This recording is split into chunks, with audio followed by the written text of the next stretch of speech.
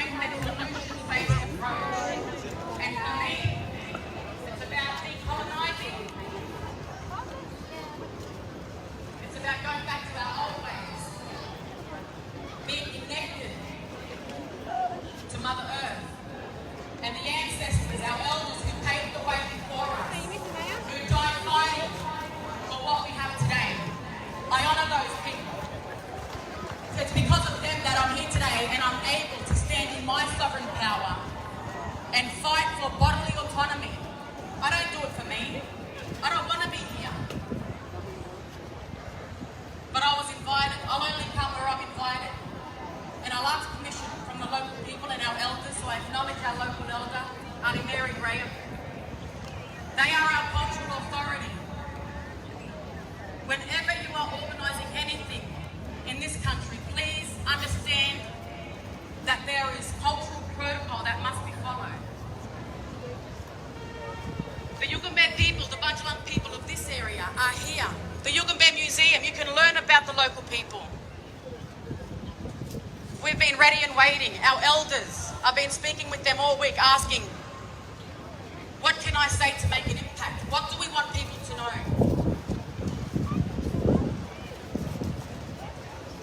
I extend my love and gratitude and our respect, and we stand in solidarity with my family, the Yolngu people of Northern Territory.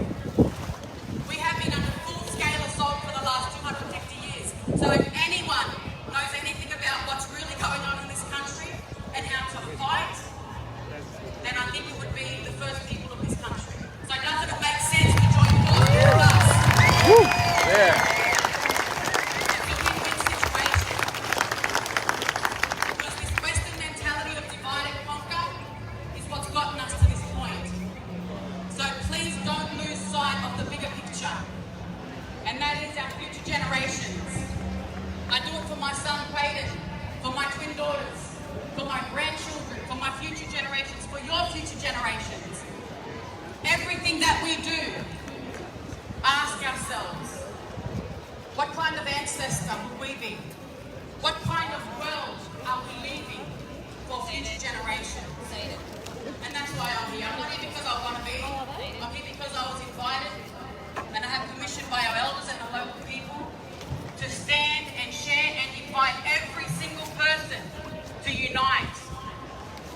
Because for the last 250 years, we have been divided by politics, by Western intervention. And to state the facts, the authorities have killed more of my people than any man-made disease or Western illness. That is a fact.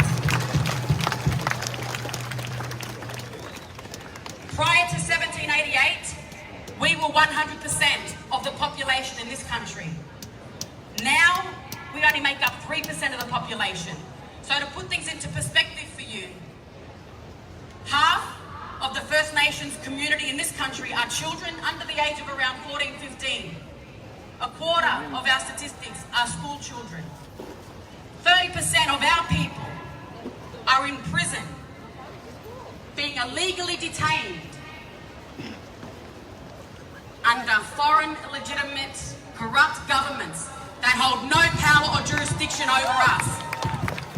Power and jurisdiction is So what that it's all leaves about. a very select few of us left who feel like we're doing the heavy lifting and have been for a long time. I've inherited this fire.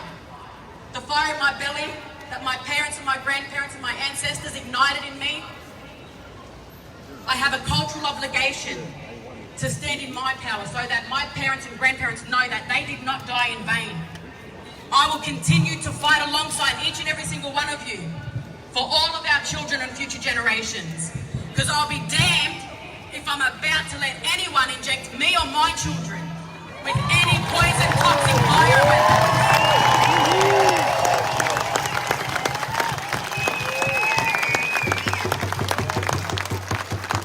I'm a 40-year-old First Nations woman, a Bunjalung Wanneroo Birrigubba Gungaloo woman, a sovereign Dubai. I'm a mother, I'm a grandmother, daughter, auntie, granddaughter, sister, niece, and friend to many. I come from from a long line of humanitarians, unvaccinated First Nations people. We are living proof that we can do it and we will do it. But we can't do it alone.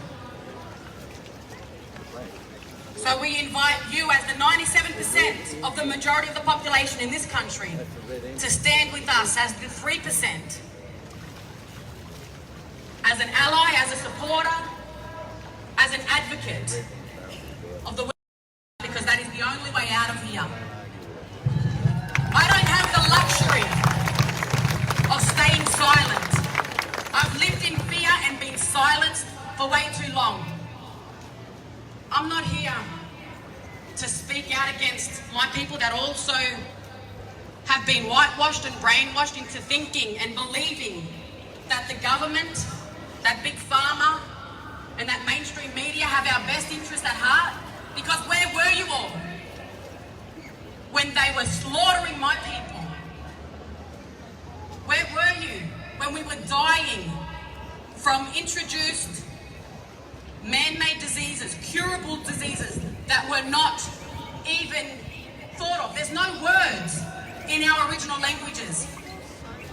And we've got hundreds of languages and tribal nations that make up this continent now known as Australia.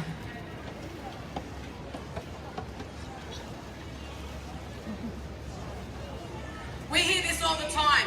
That's not my point. I'm not here to divide people. I'm here to state the facts. And I'm here as a survivor of the world's oldest living people. The only way is united. So please stand in solidarity, because when we fall into the trap of divide and conquer, we've lost the fight. We can't afford to do that. Everything is energy. The language we use, the words we speak. And there's no, in our language, there's no words for a lot of the English words. So this language isn't my language, it's foreign. We need to stand united for our children and for your children. So please, join with us. If everyone knew the truth, the country would be marching and standing in solidarity. So that's my hope. And I thank you to the people across the world that are also standing in solidarity. I give thanks and pay my respects to every single person who has made an effort to be here today, to continue to defy the odds and prove statistics wrong. Because as you can see, we are a healthy, beautiful bunch of people here today. So let's be focused. From my elders, they're asking you. They're crying. They're letting us know. Please, wake up to the tyranny and the corruption. Wake up, people. As a human race, because that's the only race. It's not about black or white, Indigenous, non-Indigenous. This is a human fight. It's spiritual warfare. Please connect with the local people. And there are speakers here that will have different views to me. But I respect them because we've got one common goal. And I support them in their fight. Because that's the only way out. So from our elders, it's about unification. That's the only way forward. So on behalf of the oldest people in world history, thank you for standing in solidarity with us. Whether you acknowledge it or realise it or not, you're here for that reason. You're here on stolen, sacred, sovereign Yugambeh Bajalang land, and that's all that matters. So your way.